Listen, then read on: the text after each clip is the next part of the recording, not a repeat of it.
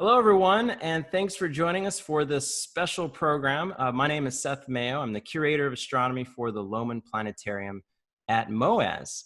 And today we're thrilled to have over Zoom chat Jonathan Kegges. He is a meteorologist for WKMG News 6 Orlando. Thank you, Jonathan, for taking the time to be with us today. Of course. Thank you for having me. Yeah, so you may have seen him give awesome weather forecasts on TV and do all that kind of great stuff. On a personal note, we got to know each other for a recent Comet article that you wrote, which was excellent. So thank you for putting that together. Of course. Yeah, that's kind of like the hobby. I love space, and I guess we're kind of reversed where you like the weather and stuff. So it's been fun. Yeah. I know the first article you wrote was about Comet Atlas, which unfortunately did fizzle out. That's the nature of comets, which I've said over and over again. Oh yeah. They're so unpredictable, right? But also Comet Swan you wrote too about, which we did have a little visibility in our eastern sky before sunrise. So comets are always an amazing topic to dive into. All right. So anyway, for this program, I'm going to pick Jonathan's brain about hurricanes. He was happy enough to help us out with this. And of course, it's very relevant now since we've just entered the beginning of hurricane season. So for further introduction, before we get into hurricanes, could you tell us a bit more about your background and what you do at News 6? Yeah. So at News 6, I do the weather on weekend mornings. So pre-pandemic, it was that time where people would tune in to go before they went to Disney. So I loved helping to plan people's afternoons to go to the beach and everything like that. So I'm early on the weekend mornings. A little bit about me. I'm from Pittsburgh, Pennsylvania originally, and I have worked in Minnesota and I have worked in Virginia, Roanoke and Rochester. And now just about a year ago, almost the end of the month, I moved to Orlando to do the weather at WKMG. Excellent. And you do, like I said, an awesome job. So I love watching your Thanks. forecasts. It's great. I appreciate that. So I know many of us Floridians have heard our fair share about hurricanes, but could you just give us a quick crash course in what a hurricane actually is? Yeah, so basically, as you mentioned, we see them all the time, and these are big heat engines. And I'll first by kind of talking about, we've already seen this year, well, now 3 tropical systems, but the first one, Arthur, was potentially going to be subtropical. So this is where the difference between tropical systems and then what we call mid-latitude cyclones differ. Tropical systems, as you may know, get their heat or get their energy from the latent heat release from the very, very warm ocean waters. Typically, you want temperatures of around 80 degrees. And this is when I will show you here this graphic and just kind of explain what I'm kind of talking about. But the difference between a tropical system and a non-tropical system, those big nor'easters that you see, those big snowstorms in the middle part of the country in the wintertime, those are drawn by temperature differences. Scientifically, they're called baroclinic lows, meaning that they are driven and strengthened by differences in pressure and temperature. Tropical systems are known as barotropic lows. So the temperature gradient, the temperature changes are pretty uniform. As you know, there's not much change in the tropical climate. Temperatures are pretty uniform across the tropics. So there's not much difference in temperature to get the strength from. Where they get it from here is this. So basically, and we'll get into later on in the season where these things kind of roll off of Africa a little later. But in the sense of what we've seen so far is just we've had a couple of cold fronts come down and they kind of stall out. So you already have some of the rising air along the cold front. You have that air being lifted and cooling and then creating those clouds. And this is happening over warm ocean waters. So typically, again, when you're looking for tropical development, you want water temperatures of around 80 degrees. So that's something that we look for there. So basically, then you get this big chunk of rising motion happening. And as it feeds into the warmth of the ocean water, it intensifies a little bit. So then you have the air rushing in to the center of the storm because it has to replace the air that is rising and being lifted. So there's a whole big mechanism there. And then you get into this, and this is when you start looking at things that are tropical. You start to get that spin due to the area of low pressure from the Coriolis effect. And this is something that starts to happen over a few days when you start to initially develop that area of low pressure. And as the air spins, then it eventually intensifies everything, the upward motion of the air. And as it says on the screen there, air tends to run to the center and converge on low pressure. So that's why you get that spin on the satellite, either from those mid-latitude cyclones or the tropical cyclones. Either way, air is rushing towards the center of low pressure and then spiraling counterclockwise in the northern hemisphere. So that's just basically the crash course there. It's just like a heat engine. It gets its fuel, it gets its strength from literally heat, the rising air of all of that warm, moist air being turned from the latent heat being turned into its energy, to its fuel. So it's really cool and fascinating how they work. Just it's not good whenever they get close to land and want to stay out in the middle of the water. For sure. I think we all agree on that one. Yeah, but yeah, they're I would hope so anyway. Yeah, but they are fascinating as just a scientific type, from a scientific standpoint, they're fascinating things to look at and understand. So of course, it's great to have people like you to really explain that so well. So what is the exact time period of hurricane season, and why is it this time of the year? So that's a really good question.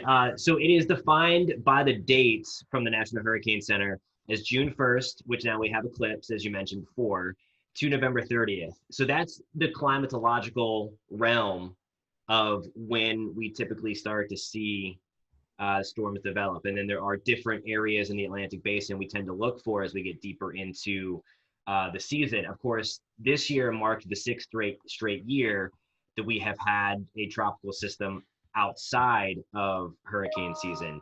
We had May, we had it in May this year, and we've had a couple of May and Aprils over the past few years as well. And of course, we had two develop before the start of hurricane season, and then Cristobal develop just on hurricane season. So it's already been a very busy year, and we're just getting things underway. But in terms of where it's defined, it's the different kind of, we're looking in different parts of the Atlantic. So in June, or pre-season storms, we're tending to look on where Cristobal developed in the Bay of Campeche, the Caribbean, the Gulf of Mexico, because it's really, really warm there.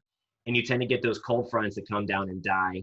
And then also the secondary part we watch in June is right off the southeast coast of the United States, like right off the east coast of Florida, because every now and then you'll get a late season cold front kind of sit there and then do that. As you move deeper into hurricane season, the area grows and it goes further east towards the Lesser Antilles, more toward outside of the Caribbean into the Southern Atlantic, and then towards the Cape Verde Islands off of the coast of Africa. And those are where your really, really typically nasty ones come from, really, once you start to get into August and September. Interesting. So with that being said, what is the outlook for this hurricane season? Is it a calm one or busy one? And what determines that?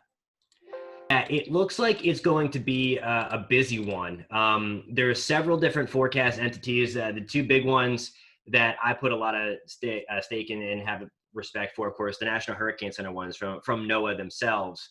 And then Colorado State University has been doing this. I know a lot of people it's in Colorado. They don't get affected by hurricanes. They've got a really, really plethora of smart scientists out there that have been studying this and do this. So I'll show you this. I'll show the actual forecast for the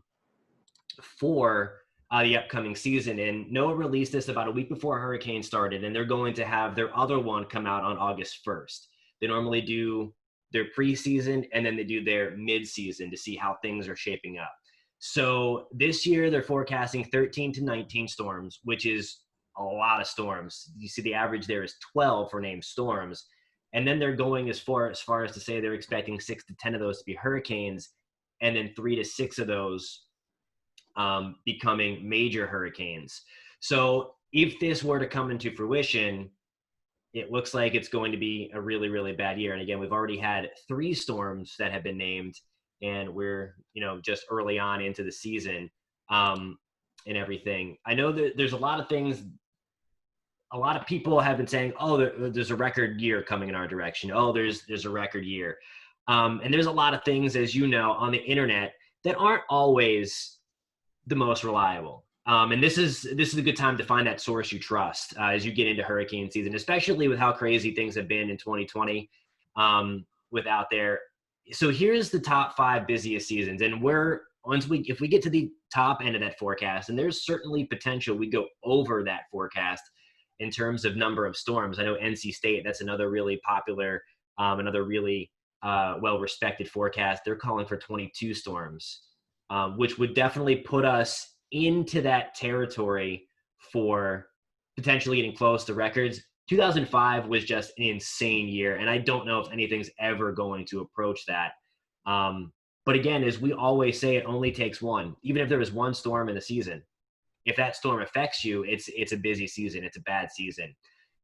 So that is what we always talk about.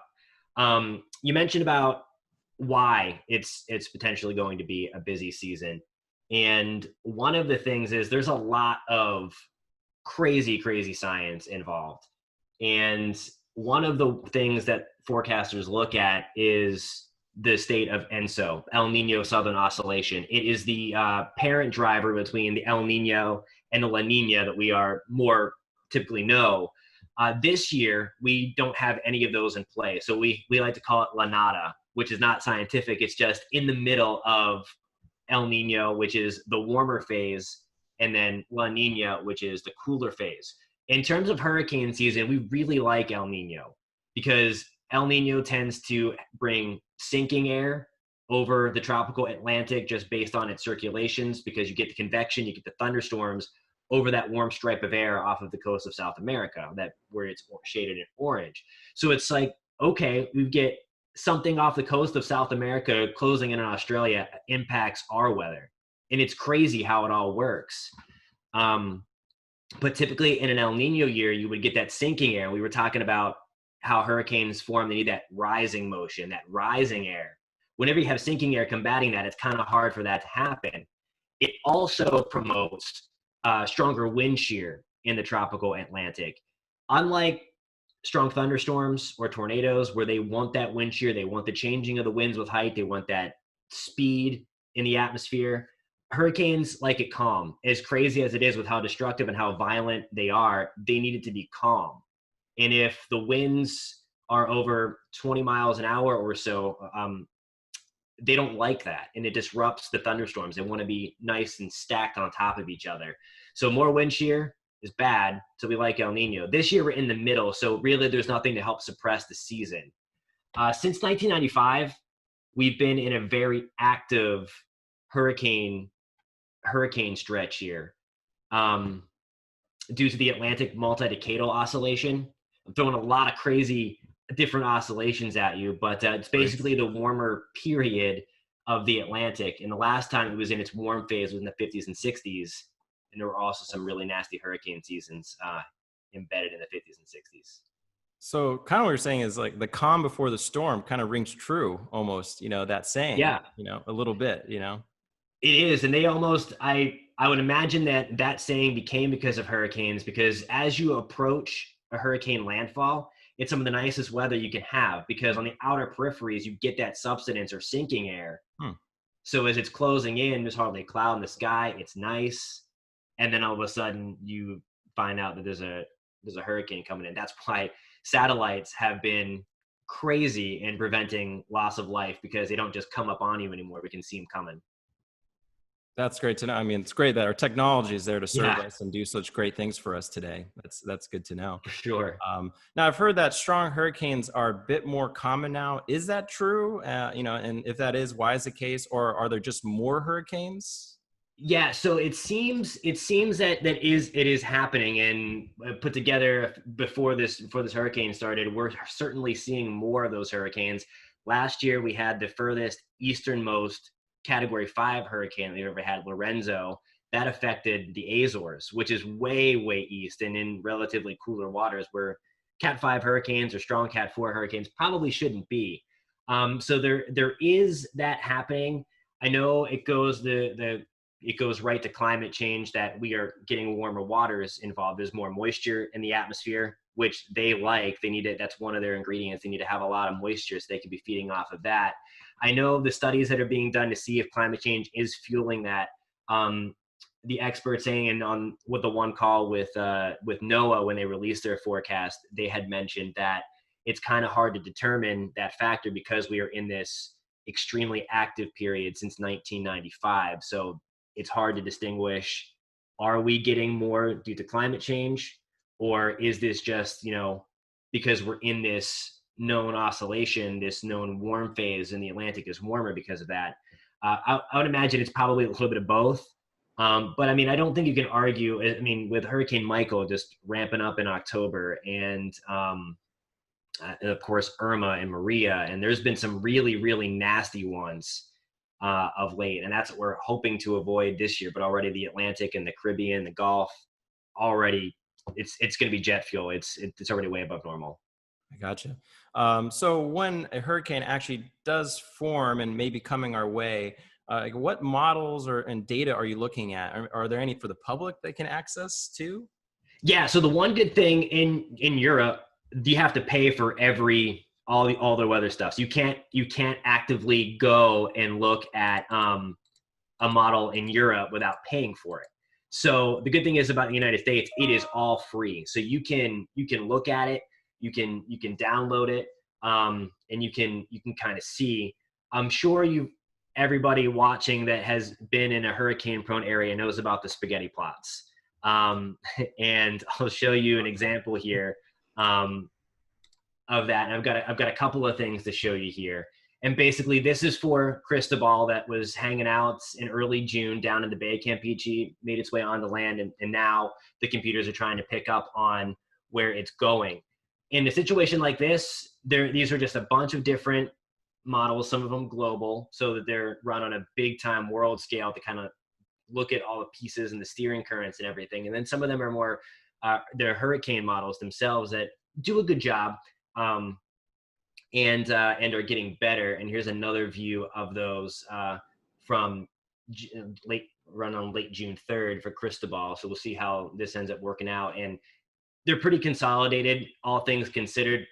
So any one of these little squiggly lines here are a different computer model that has been run for the purpose of trying to pin down where Cristobal is going to go. So there's still a spread, but relatively speaking, you're not seeing one branch out into Texas, one branch out in Florida, which happens a lot. And the main reason for that is because the hurricane hunters have been in this thing and dropping their instruments in the center and finding the center location. And that's everything. With Dorian, if you were around for that, you know how that one was a nightmare. That one still gives me PTSD from a forecasting perspective, because it was very, very weak for a lot of its lifestyle, the early stages. And it was really hard. It was out of the realm of where the hurricane hunters fly. So we needed that center, and it didn't get a center. And then the center kept jumping around whenever it would run into the mountains of Puerto Rico or be impacted by some of the land masses. And then it was hard for the models to catch on and really see. And then once the hurricane hunters got in there, the forecast improved dramatically. And then of course we could see the steering currents, and the rest is history, how it missed us, but absolutely devastated the Bahamas, of course. The other thing that we look at is an ensemble forecast. So basically it's one model. So this is the American GFS. As you hear a lot about the GFS and European, if you follow all that, basically all those yellow lines that you see there on your screen are the initial conditions tweaked a little bit. So it's the humans going in and tweaking those initial conditions to kind of see, okay, if this happens instead of this, it's going to go this way. If this happens instead of this, if this steering current is a little stronger, it's going to do this. And then that black line up the center is the ensemble mean. So we really use the ensemble forecast to kind of get a gauge on, okay, is this storm going to go this way or that way? And if one or two or three of these ensembles start to hint at something, and then with later runs, more of them start to come over, you can try to pick up on a trend. And again, with more data. One of the websites I use for the public, tropicaltidbits.com is a really good one. I think for every storm that is there, they'll run the spaghetti plots and kind of have things there for you to kind of see a bunch of satellite images and things like that as well. And Then on our website, clickorlando.com too, we have every new one that comes in. We've got on our hurricane section, we've got them that runs freshly. So you can find those there as well. Excellent. Yeah, I know those spaghetti plots get pretty wild. So thank you for clearing that up a bit and understanding what ensemble forecasts are too. I know it can be kind of crazy to see all that. Yeah. And it can be overwhelming at times. So thanks for kind of deconstructing those models. That definitely helps. Now, are there any kind of common misconceptions that you've heard with hurricanes that you could clear up? A few or so that you might know of? Yeah, so the one is, and I know this is the same in the tornadoes as well. You don't have to. You only have to board up like one side of your house if the winds are coming from this way. That's a common misconception too, because there winds as they come in. If something comes through your window, because obviously when you're talking about a hurricane, it's straight line winds, but then those winds shift whenever the hurricane passes. So if you're at one location, the winds could be coming out of the south and west, but then it comes further inland and now the center circulation's to your north and west, then those winds are coming on the backside.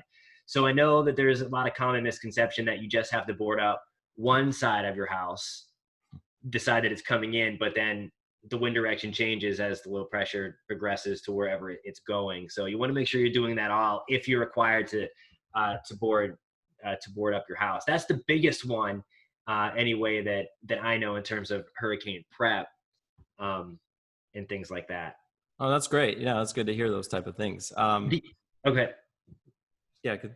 As I said, the other one is a lot of people fear the wind the most with hurricanes, and it's actually the water, both from storm surge right along the coast and then freshwater flooding just from the rain itself has really been taking the headlines of late. We just had Hurricane Harvey a couple of years ago, Hurricane Florence, Tropical Storm Imelda again last year in Texas. I think due to climate change,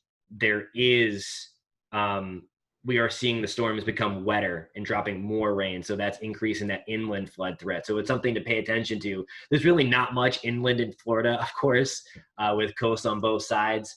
But say like if you were in Orlando or in Ocala or somewhere further away from the coast, that is a big concern along with the wind. And then of course, right along the coast in Daytona Beach, in Brevard County, right along the coast, then you have to worry about the storm surge. And of course the wind. The wind is definitely dangerous, but the water kills more people.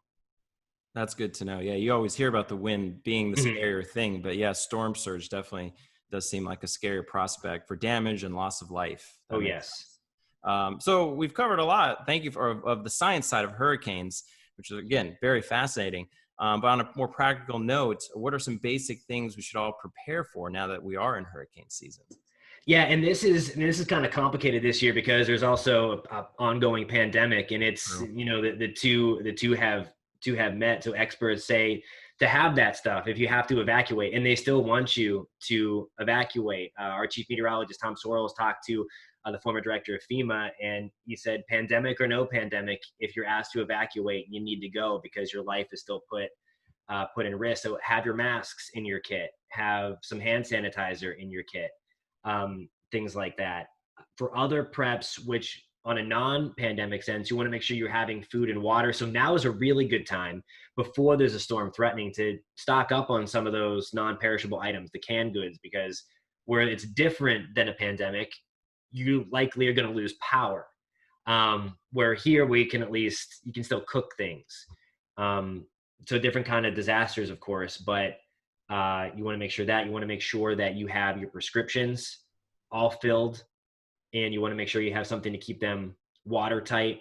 Important documents, you want to make sure you have watertight either bags or containers. So if you have to leave your house and you don't take them with you, they don't get destroyed.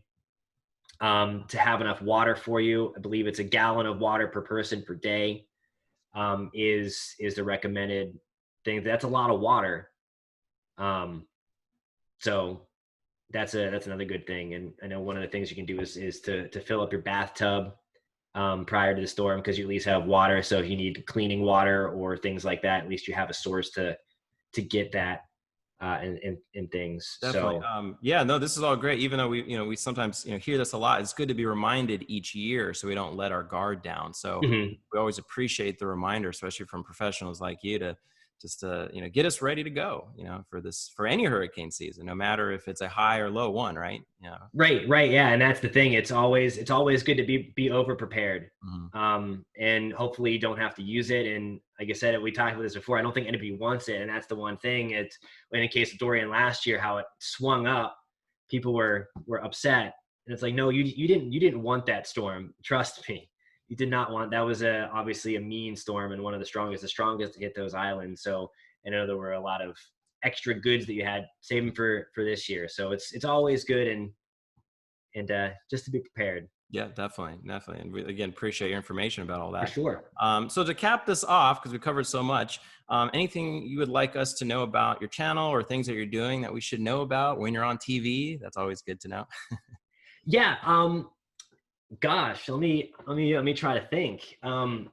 Just as far the hurricane season goes first, it's just important to be vigilant what's out there. Mhm. And we were kind of alluding to this before. There's a lot of things on social media from not professionals that you see, and there's a lot of things that try to hype a situation. And that's the one thing that I hate, and I know my chief Tom Sorrells hates, and that's the one thing that we try to at New Six really make sure that we're the calm and just giving the information. And I think that's the most important thing going into a hurricane season, is to find that source that you trust, and to stick with that, because I know it's forecasts are getting better in forecasting hurricanes. I know for the sense of Irma, it was looked like it was coming to Florida.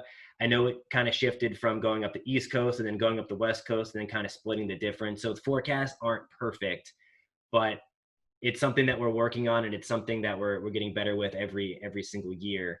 And I would just say to make sure to pay attention, because then you have the rapid intensification things, like Hurricane Michael, how it just went from nothing to a monster in a day and a half and decimated the Panhandle. So that would be my thing with that. I don't know if that's what you were looking for.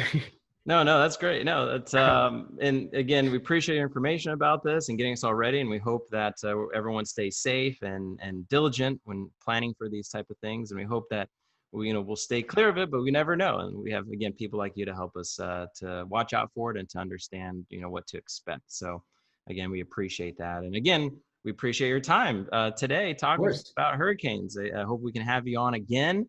This is awesome. Good information. I'm sure we will. Hurricanes are not stopping anytime soon. So, or any other kind of weather phenomena. So, we would love to have you back on, and maybe one day in the planetarium as well, talking too. So that would be excellent. When That we would can be safely do that. Yes, no, that'd be awesome. I love the planetarium. It's Excellent. fantastic. I'm a geek for that. I know you're a geek for weather, so it's been, like we talked about before, it's been a really really fun kind of friendship. Even though this is the first time we're seeing each other face to face, albeit on a screen. Excellent. So it's been great, and I appreciate your insight and all the astronomy and space stuff we've been kind of geeking out with over the past couple of months. So no, it's great to finally see you, even though it's on a screen, and hopefully pandemic ends soon. Excellent. Yeah. So anyway, for our listeners, thank you everyone for tuning in, and we hope you'll come back for more great content from Museum of Arts and Sciences. Thank you. Take care and stay safe out there.